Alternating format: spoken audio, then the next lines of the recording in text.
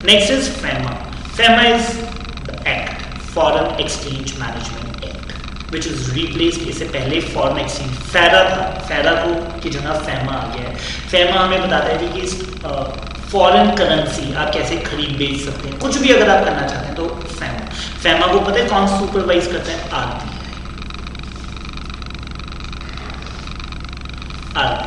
RBI देखता है कि FEMA को ठीक से इम्प्लीमेंट हो रहा है।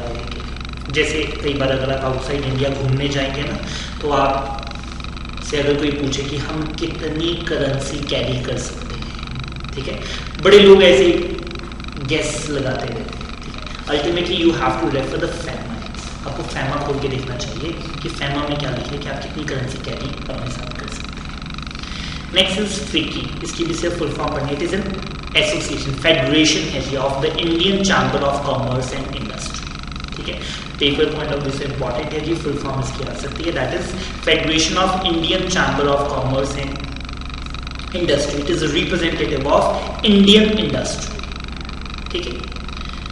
ये एसोसिएशंस बनी होती हैं जी। मैं आपको एक और बात बता रहा हूँ, लेट अस से मैं अकेला कोई आज आवाज उठाऊँ ना, तो इतना उसको एक्नॉलेज नहीं किया जाएगा, बट लेट अस से हम CAs की एसोसिएशन बनी हुई है, ठीक है, जिसमें 800 मेंबर्स। जब वो एसोसिएशन से चिट्ठी जाती है ना फाइनेंस मिनिस्ट्री को, देन दे रिकॉग्नाइज, ठीक है, फिर वो उसको इग्नोर नहीं कर सकते। मैं अकेला लिखूं CA राघव सिंघानिया अपने लेटर हेड पे कि मैं ये पॉइंट रेज करना चाहता हूँ, they will not consider it that much. But अगर लुधियाना की डायरेक्ट टैक्स बार एसोसिएशन से अगर चिट्ठी जाएगी जिसमें 800 मेंबर्स हैं, ठीक है, then they have to take it seriously. इसी तरह से हमने एक फेडरेशन बना रखी है, तो ये रिप्रेजेंट करती है किसको? पूरी की पूरी इंडियन इंडस्ट्री को। जब FICCI कोई बात बोलती है तो मिनिस्ट्री के लोगों को वो कंसीडर करना पड़ता है, because it is a very big platform जिसमें सारी इंडिया की इंडस्ट्रीज के top most industrialists are the members. Fine. Next is fiduciary. Fiduciary good faith में काम करना चाहिए। फिड्यूशियरी पोजीशन होती है जी, जैसे इंडियन मूवीज में चलती है जी। आपने ना ऐसे देखा होगा, पुरानी मूवीज में बड़ा ऐसे चलता था, जिसमें ना हीरो या हीरोइन के जो फादर होते थे वो बड़े सुपर रिच होते थे, और उनकी ना बहुत मतलब हीरोइन की पैदा होते ही उनकी डेथ हो जाती है, तो वो किसी चाचा ताए बुआ को ट्रस्टी बना देते थे, और क्या कहते थे कि सारी जो प्रॉपर्टी है वो हीरोइन के नाम पे हो जाएगी जब ये 18 साल की हो जाए। उसको बड़ा टॉर्चर करते थे 18 साल तक, ताकि वो कभी भी उस लायक ही ना हो, ठीक है।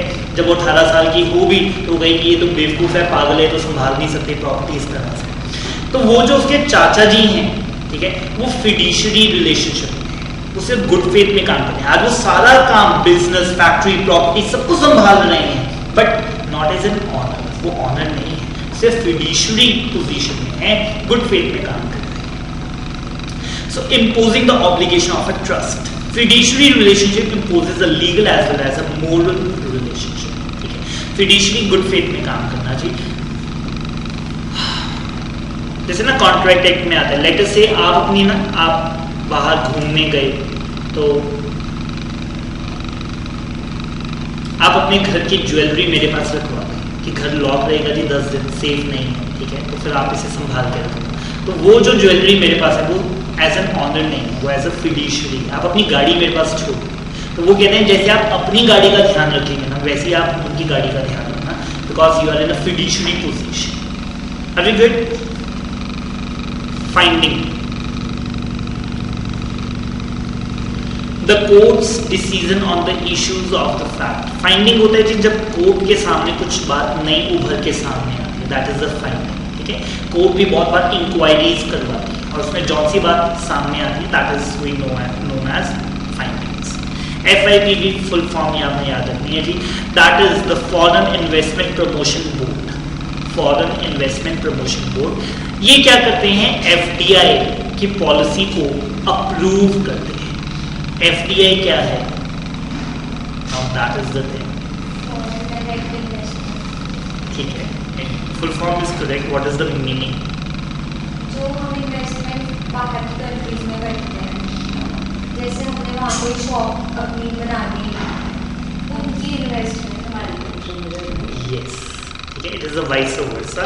अगर फॉरेनर्स इंडिया में इन्वेस्ट करना चाहते हैं, सी 1957 में, ठीक है, ईस्ट इंडिया कंपनी इंडिया के अंदर आई, ठीक है, और वो कंपनी ने जी फिर इंडिया पे राज ही करना शुरू कर दिया, ठीक है। सो हम ना इंडिया में बहुत डरे हुए हैं कि अब दोबारा से ऐसा ना हो कि इंडिया के ऊपर कोई और कंपनी या फॉरेनर्स आकर दोबारा से रूल करें, ठीक है।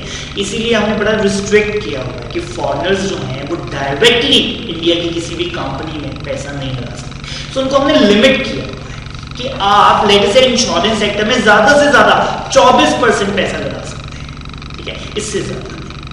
तो अलग अलग एरियाज में अलग अलग हमने लिमिट डिसाइड की हुई है, बट ये कौन अप्रूव करता है? FIPB, ठीक है, फॉरेन इन्वेस्टमेंट प्रमोशन बोर्ड, जो क्लियर करते हैं सभी प्रपोजल्स को, जिसमें FDI की भी बात आती है कि इंडिया में कितनी FDI अलाउड है।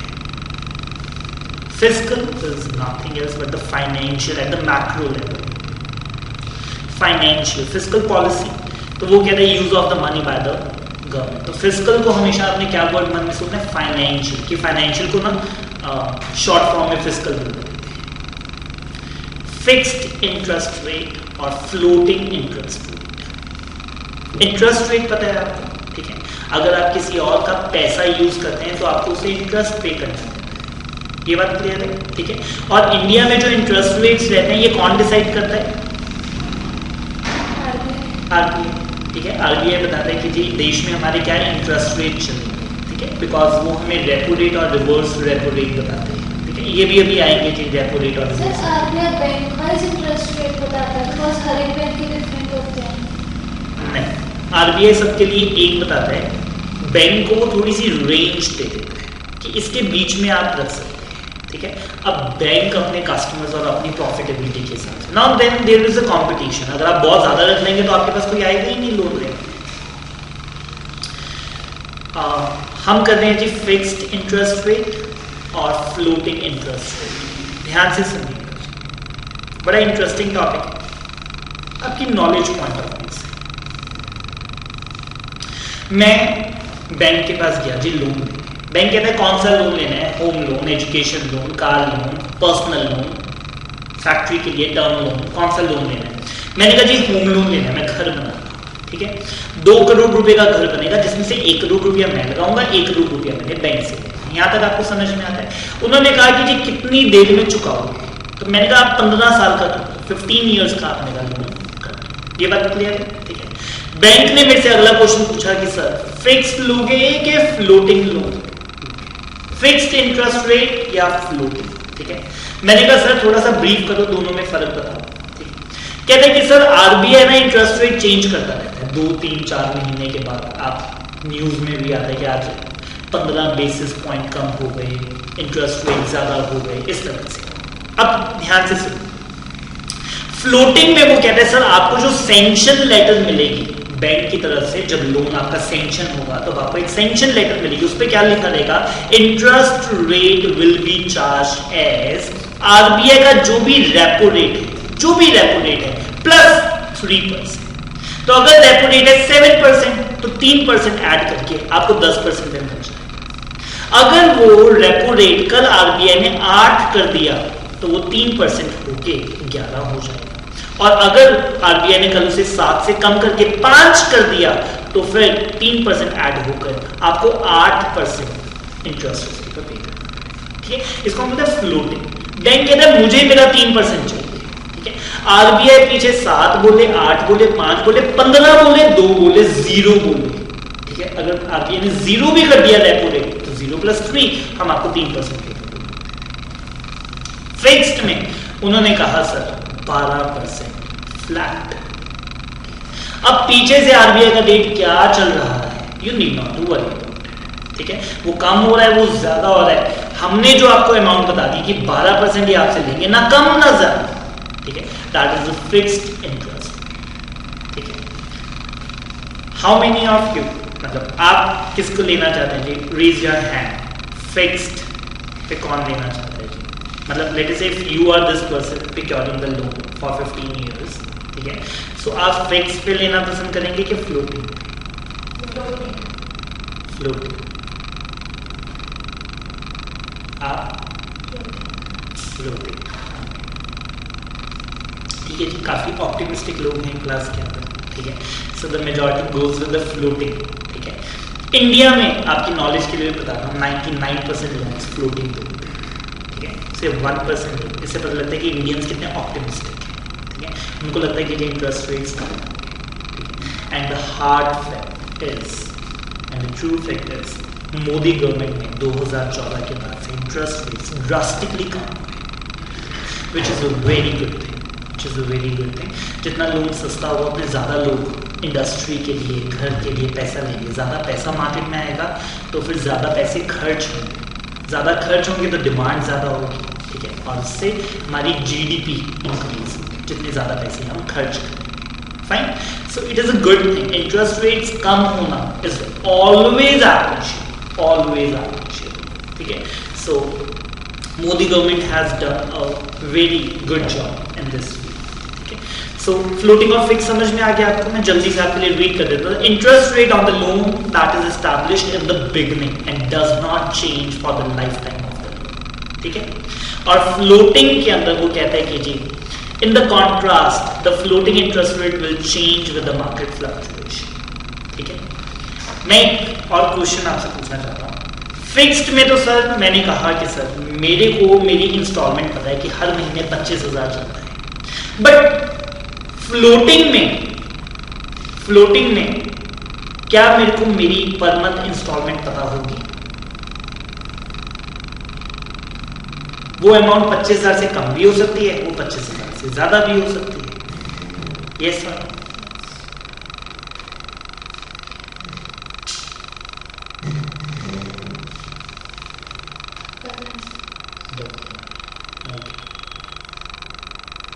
ठीक है, but one thing for the upcoming classes I want to say you try to participate, ठीक है। Leaving blank will definitely will fetch you 0, ठीक है।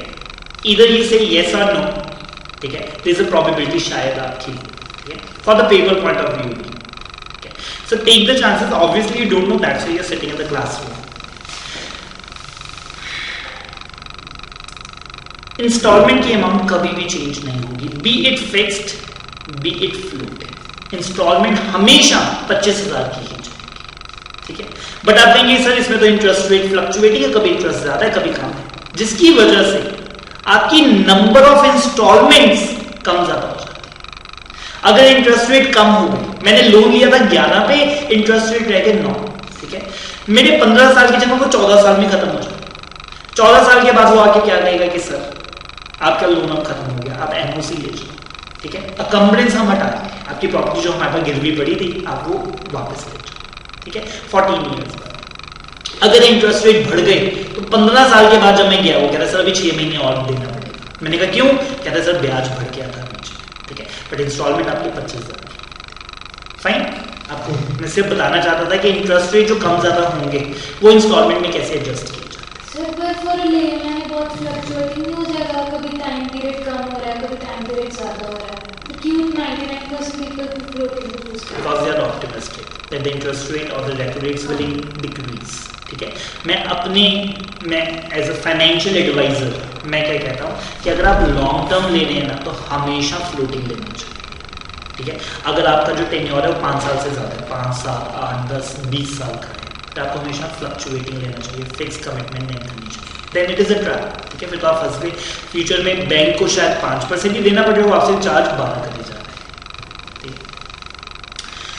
बट ये सारी आपकी नॉलेज के लिए बता रहा हूँ, लोन्स टेक ओवर भी हो जाते हैं, ठीक है।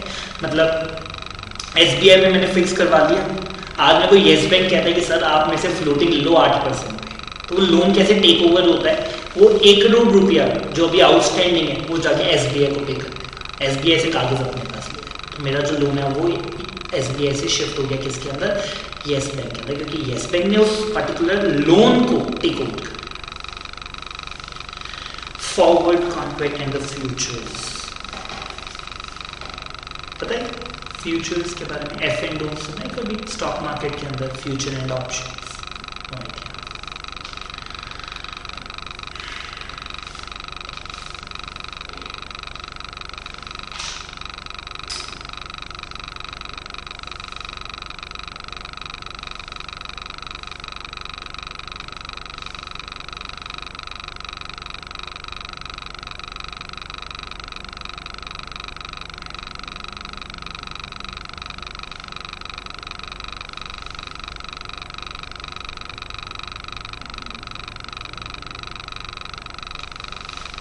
बहुत डेप्थ में मैं नहीं कर पाऊंगा जी, ठीक है, थोड़ा सा फास्ट करेंगे बिकॉज फ्यूचर एंड ऑप्शंस के ऊपर जनरली मेरी एक क्लास जाती है 2 घंटे की, ठीक है, just to explain the terminology and it is that important, ठीक है। बीइंग अ प्रोफेशनल आपको ये टर्म इतनी ही क्लियर होनी चाहिए, but we are keeping it for the executive and C set में मैं आपको सिर्फ बेसिक ही बताऊँ।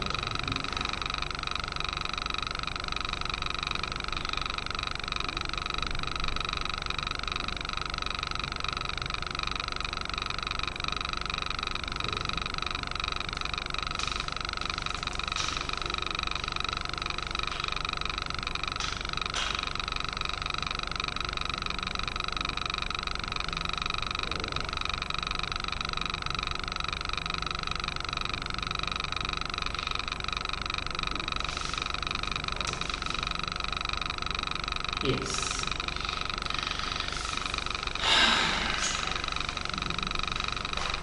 थोड़ा ध्यान से देखिएगा जी, मैं पहले फ्यूचर्स के बारे में बता रहा हूँ। अगर आपको फ्यूचर समझ में आ गया तो फॉरवर्ड अपने आप समझ में आ जाए, ठीक है।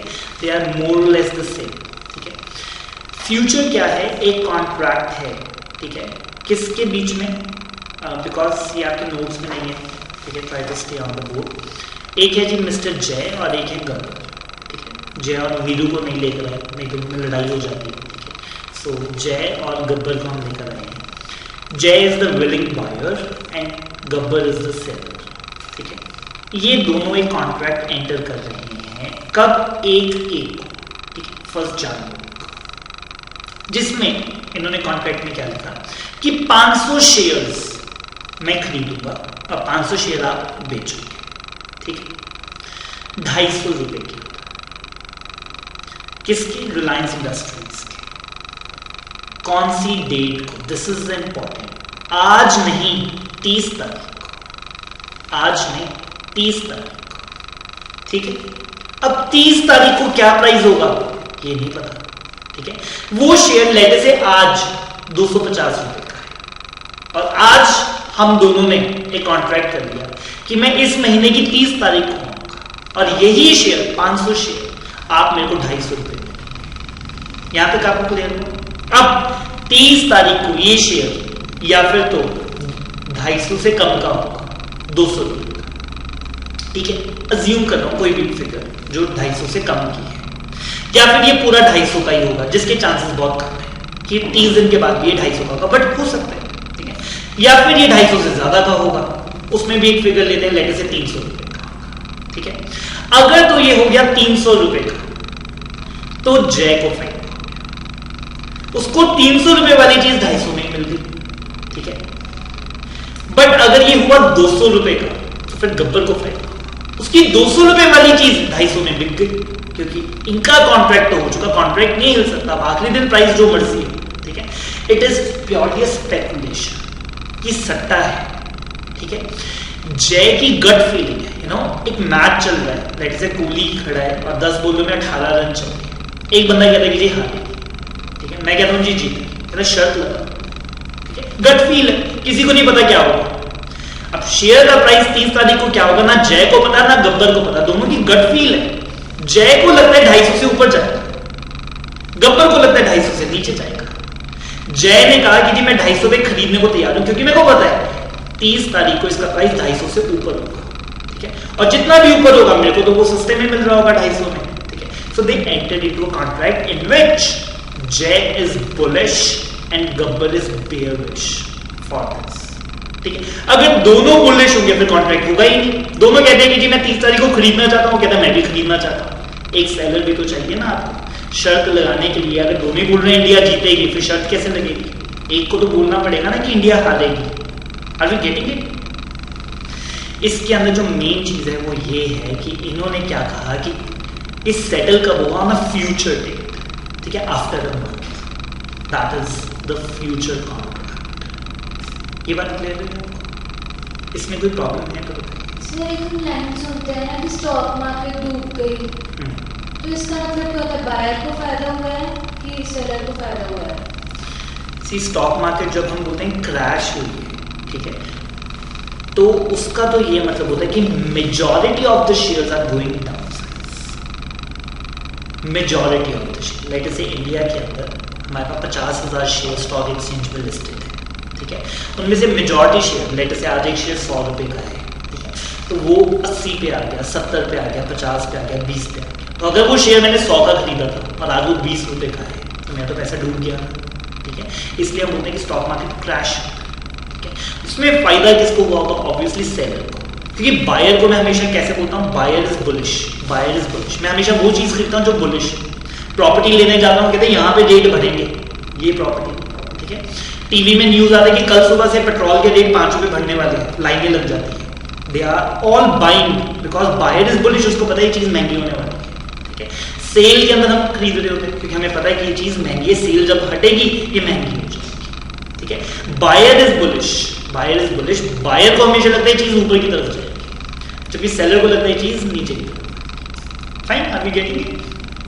तो ये कॉन्ट्रैक्ट समझ में आ गया आपको? जब जय और गब्बर ये कॉन्ट्रैक्ट करते हैं स्टॉक एक्सचेंज के अंदर, उसको बोलते हैं फ्यूचर, ठीक है।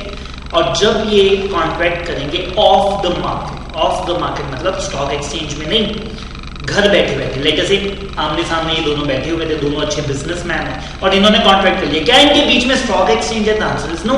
इन्होंने जो कॉन्ट्रैक्ट किया वो 1-on-1 बेसिस पे किया, उसको बोलते हैं फॉरवर्ड।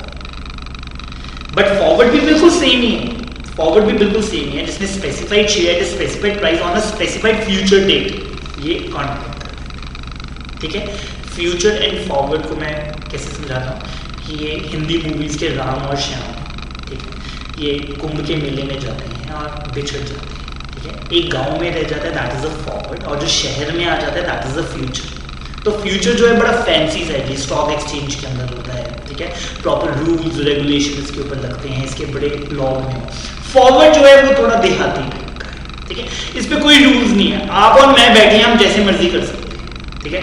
आपने कहा सर 500 शेयर नहीं 513 का करेंगे, हमने कहा चलो ठीक है 513 का कर लेते हैं, ठीक है। आपने कहा महीने की 30 तारीख नहीं 7 तारीख के लिए रखिए, 7 फरवरी रखो, जो मर्जी डेट रखो, ठीक है, क्योंकि ये तो आप और मैं बैठे हैं।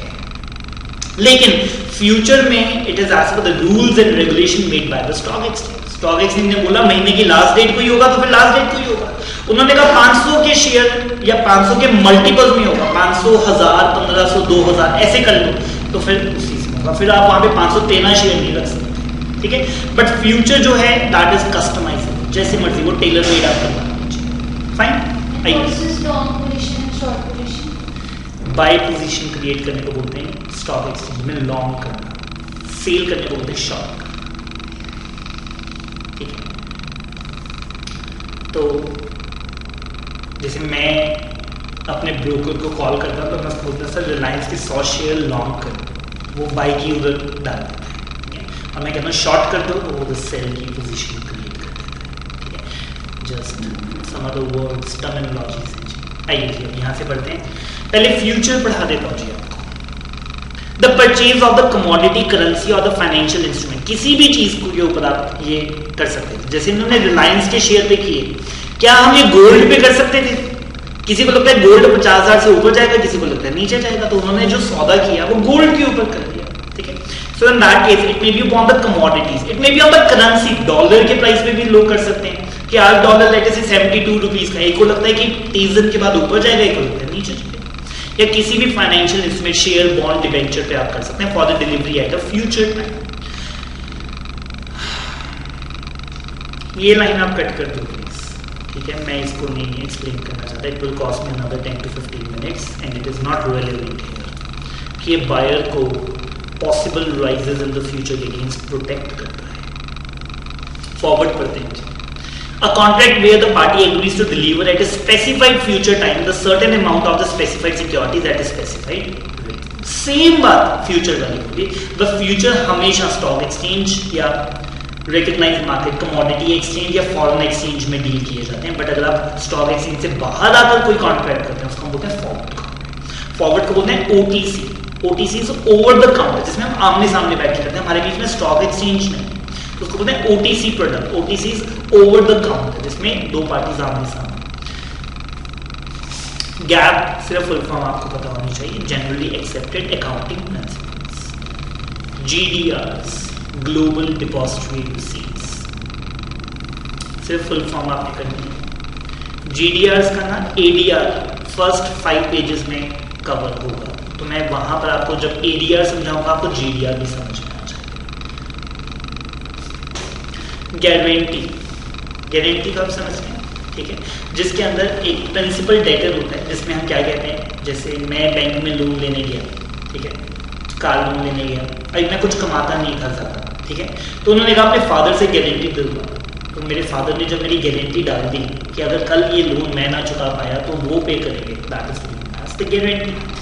सो N undertaking bye a person in writing, ये पर्सन कौन है, इन माय एग्जांपल ये मेरे फादर है, ठीक है, in my case it is my dad.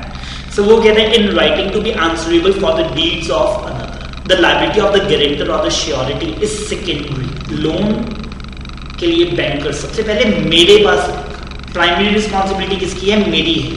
अगर मैं नहीं दूंगा तो गारंटर के पास जाएंगे कि सर आपने उनकी गारंटी दी थी, वो तो मुकर गए, अब आपको देने पड़ेंगे। तो वो क्या कहता है कि उनकी जो लायबिलिटी है गारंटर की वो सेकेंडरी है, और ओरिजिनल पार्टी अगर डिफॉल्ट करेगी तभी इनको, कि तभी उनके पास जाना पड़ेगा। Are we good? सिंपल है ये, चले आगे। गारंटर, अब गारंटर आपको बताइए जिसने गारंटी ली है उसको हम गारंटर बोलते हैं। चलिए आगे, next is habeas corpus. Star mark करेंगे जी, पेपर पॉइंट ऑफ व्यू से इंपॉर्टेंट है, पढ़ा है कहीं? हबीज कॉर्पस रिट पिटीशन आप फाइल करते हैं जी, जिसके अंदर आपको कोर्ट के सामने जी प्रेजेंट करना होता है जिसको भी आपने अरेस्ट किया है। सो कहता है court order usually to bring the person physically before the court, ठीक है, ताकि हम किसी को जबरदस्ती गलत तरीके से जेल में ना रखें, ठीक है। ये रूल है कि कभी भी किसी को अरेस्ट किया जाएगा तो 24 घंटे के अंदर अंदर उसे कोर्ट के सामने प्रेजेंट करना ही पड़ेगा, 24 घंटे से ज्यादा आप उसे जेल में नहीं रख सकते। तो वो कहते हैं usually it is directed to the official और the person detaining the another, commanding him to bring the person to the court for the judgment and to determine कि उसकी जो लिबर्टी है, क्योंकि हमारा कॉन्स्टिट्यूशनल राइट है कि राइट ऑफ फ्रीडम, कि हम सब आज़ाद रहें, तो अगर आपने मेरी लिबर्टी को रिस्ट्रेन कर दिया है तो 24 घंटे के अंदर कोर्ट के सामने आपको पेश करना पड़ेगा, और कोर्ट फिर ये डिसाइड करेगी कि मैंने कुछ गलत काम किया या नहीं किया, मेरे को फ्री करना चाहिए या फिर मुझे जेल में रहना चाहिए। Next is hedging. हेज पढ़ा है कभी इसको? No idea. Hedging is a process undertaken to reduce the risk of loss, जैसे कि इंश्योरेंस, ठीक है। सुन लीजिए, मैं और अच्छे से एक्सप्लेन करता हूं।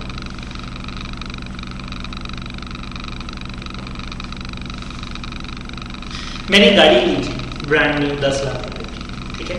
अब मेरे को डर लगता है कि इसको कोई डैमेज ना कर जाए, ठीक है। ट्रैफिक इतना ज्यादा है, चलाते हुए ठुक सकती है, खड़ी खड़ी गाड़ी में कोई हिट करके जा सकता है जी रात को, ठीक है, शाम को गाड़ी तो ठुक सकती है। तो मेरे को रिस्क है, रिस्क किस बात का, लॉस हो जाएगा, ठीक है। तो मैं क्या करता हूँ, इंश्योरेंस कंपनी को जाके कहता हूँ सर आप मेरी गाड़ी की इंश्योरेंस करो, ठीक है। वो मेरे से प्रीमियम लेते हैं 20-25 हज़ार रुपए का पूरे साल का। फिर वो क्या कहते हैं कि सर अब आपकी गाड़ी को अगर पूरे साल में कुछ भी होता है तो हम आपको ठीक करके देंगे फ्री, ठीक है। इसलिए कभी भी किसी की कार का एक्सीडेंट हो जाता है तो हम पहली बात क्या बोलते हैं, इंश्योरेंस थी ना आपकी, ठीक है। अगर इंश्योरेंस थी फिर तो कोई प्रॉब्लम ही नहीं है, इंश्योरेंस वाली कंपनी आपको फ्री में ठीक करके देंगे। Are we getting it? This is what hedge. मैंने क्या करवाया होता है, hedge. Hedge is reducing the risk, जिसमें आप कोई ऐसी पोजीशन क्रिएट करते हैं जिसमें आपके नुकसान को ऑफसेट किया जाता है, ठीक है। और ये एग्जिस्टिंग और एंटिसिपेटेड एक्सपोजर, वो जो नुकसान होने की वजह वो एग्जिस्टिंग भी हो सकती है या फिर एंटिसिपेटेड, शायद फ्यूचर में ऐसा, जैसे हम फायर इंश्योरेंस करवाते हैं, थेफ्ट इंश्योरेंस करवाते हैं, ठीक है।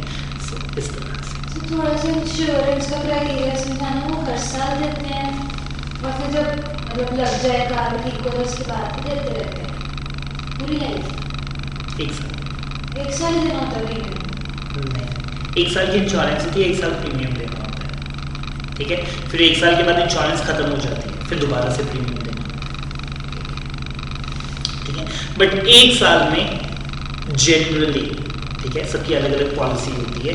जनरली जो अच्छी इंश्योरेंस कंपनी होती है वो कहती है आप जितने मर्जी क्लेम्स ले, आपकी गाड़ी शायद 40 बार ठुक गई, हम 40 बार ठीक करते हैं फ्री, ठीक है। जैसे मैंने जब अभी अपनी कार की इंश्योरेंस करवाई तो मैंने उनसे पूछा कि sir how many premiums I can take, कहते सर आप 365 ले लो, रोज ले लो। बट उनका उसमें प्रॉफिट कुछ हो ही हो रहा है, क्या हो रहा है अगर पूरे साल कोई कार एक्सीडेंट नहीं होता, ऐसे हो भी सकता है ऑब्वियसली। ठीक है, अभी लॉकडाउन में मेरी like I am having 2 cars, ठीक है, वहाँ पे मेरे को लॉकडाउन में ऐसे पैदल ही जाते थे, ठीक है, और वो कार्स इतनी वेस्ट लगती थी कि इसने पैसे इसमें क्यों लगा के रखी, ठीक है, 8-8 महीने कार कोई चली नहीं, फिर जब चली नहीं तो उसे कितना and there are so many years, ठीक है, let us say I am having a car since last 7 years, तो उसमें 3 क्लेम ही थे, तो 4 साल मैंने कोई क्लेम दिया नहीं, ठीक है, वो उनके लिए प्योर प्रॉफिट। हाई परचेज पता है नहीं पता, अभी होता है हाई परचेज होता है जी, पैसा इंस्टॉलमेंट्स पे ले लेना, कोई भी एसेट इंस्टॉलमेंट पे लेना जिसमें आप लमसम नहीं पे कर सकते, ठीक है, बट इंस्टॉलमेंट और हाई परचेज में थोड़ा सा फर्क होता है, ठीक है। इंस्टॉलमेंट जैसे मैं अपनी गाड़ी ना इंस्टॉलमेंट पे लेकर आता हूँ, हायर परचेज पे नहीं लेकर आता। हायर परचेज के अंदर ऑनरशिप आपको लास्ट इंस्टॉलमेंट पे ट्रांसफर की जाती है, मतलब मैं एक गाड़ी लेकर आया जिसमें उन्होंने कहा कि आप इसकी पेमेंट 60 इंस्टॉलमेंट्स में देना, जब आप 60th इंस्टॉलमेंट दोगे उस दिन ये गाड़ी आपके नाम पे, ठीक है। सो कहते हैं एग्रीमेंट जिसमें हम गुड्स यूज कर रहे हैं with the option to transfer the title after the payment of the instalments, ठीक है।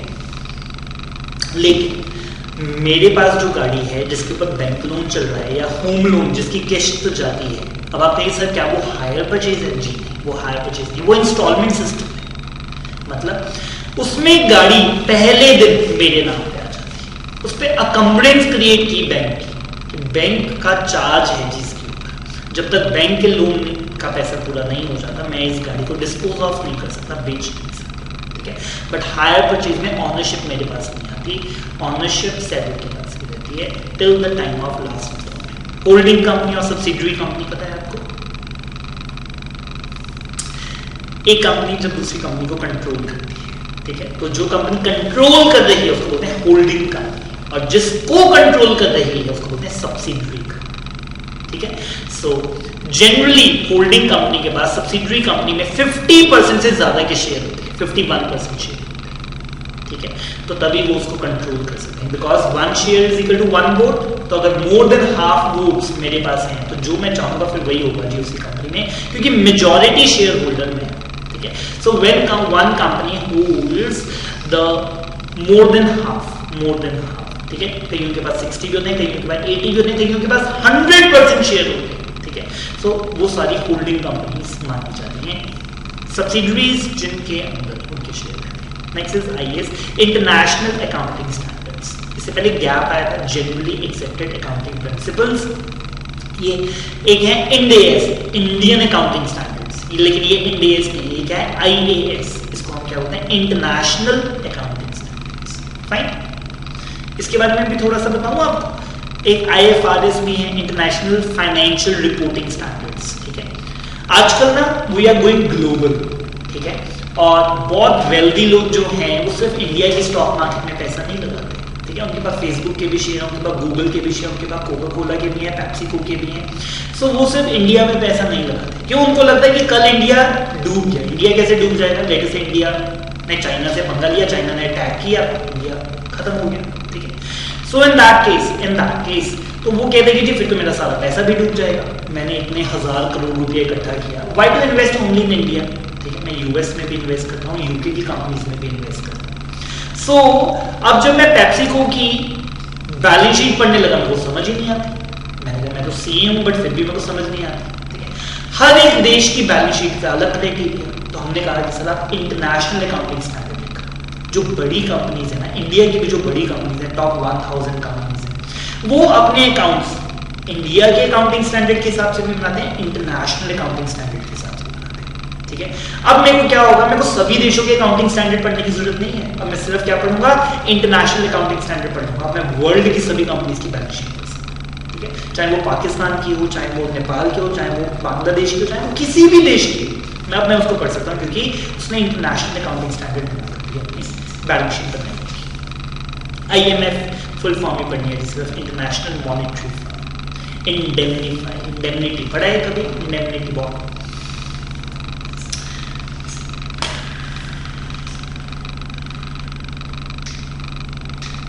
एक एग्जाम्पल देता हूँ, ठीक है, रिसेंट एग्जाम्पल देता हूँ। मैंने ना कारपेंटर को बुलाया यहाँ पर अपने सेंटर पर, और मैंने कहा कि सर आप ना ये वॉल में ड्रिल कर दो और यहाँ पे मेरे को ये हैंग करना है प्रोजेक्टर, ठीक है। तो वो कहता है कि सर ये ईंट नहीं है, ठीक है, आप तो छत में ड्रिल करवा रहे हो और ये कंक्रीट है, ये लेंटर डला हुआ है, ये ईंट नहीं है। तो मैंने कहा यार छोटी सी तो ड्रिल करनी है, इतना तो बड़ा ड्रिल भी नहीं करना, छोटा सा स्क्रू है, आप कर दो। वो कहता है कि सर होगा नहीं, ठीक है, इसकी अलग ड्रिल आती है और दीवार में करने वाली अलग आती है। मैंने कहा यार कर दो, ठीक है। सुनो अब क्या हुआ, कहता है कि सर मेरी ड्रिल मशीन खराब हो जाएगी। मैं कहा मेरे को पता नहीं खराब है। कहता अगर हो गई, मैंने कहा फिर मैं नुकसान दूँ। This is I am saying कि आई विल इंडेमनीफाई यू अगर आपका नुकसान हो गया, मेरा काम करते हैं, ठीक है। तो उसने कहा चलो ठीक है, उसने किया, उसकी ड्रिल वाकई खराब, 500 रुपये लगे, वो 500 रुपये मैंने उसको दिया, ठीक है। इसको होता है इंडेमनीफाई करना, किसी और का नुकसान अगर मेरा काम करते हुए हो गया, and that is I will indemnify. A contractual obligation to compensate some other person in the event that a loss is suffered by them for a specified cause, ठीक है। बट इंडेमनीफाई कहाँ होता है कहाँ नहीं, ये आपको थोड़ा दिमाग लगाना पड़ेगा। लेट से मैंने उबर की और मैं जाता था, कार ठुक गई, ठीक है, जो उसकी 20,000 का नुकसान हुआ, मैं नहीं पे करूँगा। सो आपको इंडेमनिटी क्लॉज देखना होता है कि कौन से कॉन्ट्रैक्ट की नेचर क्या है, ठीक है। चले आगे, इंजंक्शन। इंजंक्शन होता है कोर्ट से स्टे लगवाना, ठीक है। मैंने एक एग्जांपल दी थी कि ए की डेथ हो गई, उसके बाद बी और सी लड़ रहे हैं, ठीक है। लेट से बी और सी अब जिस चीज के लिए लड़ रहे हैं ना वो घर है और बी उसमें रह रहा है, ठीक है। बी ने क्या किया कि जी घर बेचने लगा है, ठीक है। तो सी ने क्या कहा कि सर कोर्ट का फैसला तो आता देगा, पहले इसके ऊपर स्टे लगवाओ कि बेचेगा तो एक और पार्टी आके बैठ जाएगी कि जी आई एम द बायर, ठीक है। तो पहले 2 लोगों में झगड़ा था, 3 में झगड़ा हो जाएगा, चीजें और कॉम्प्लिकेट हो जाएंगी। तो हम इंजंक्शन लगवाते हैं कि जी स्टे लगवा देते हैं उस पर्सन को किसी भी काम को करने से। It is the order of the court directing a person to act और refrain from acting in a certain manner. Injunction are often issued to prevent the people from harming others, ठीक है।